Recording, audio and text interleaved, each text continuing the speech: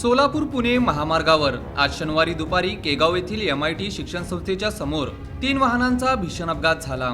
एका 4 चाकी वाहनाच्या चालकाने अचानक जोराचा ब्रेक लावल्याने मागून येणारी 2 वाहने एकापाठोपाठ एकमेकांवर आदळली, त्यामुळे हा अपघात घडला।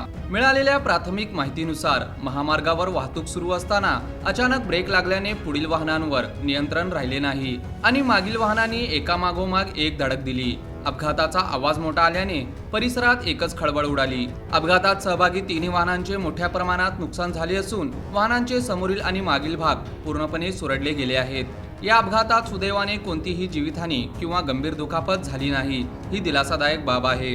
मात्र अपघातामुळे काही काळ सोलापूर पुणे महामार्गावरील वाहतूक विस्कळीत झाली होती। या अपघाताची माहिती मिळताच संबंधित पोलीस व वाहतूक विभाग घटनास्थळी दाखल झाले। अपघातग्रस्त वाहने बाजूला करून वाहतूक सुरळीत करण्यात आली। या घटनेचा पुढील तपास पोलीस करीत असून अचानक ब्रेक व वाहतूक नियमांच्या उल्लंघनाबाबत चौकशी सुरू आहे।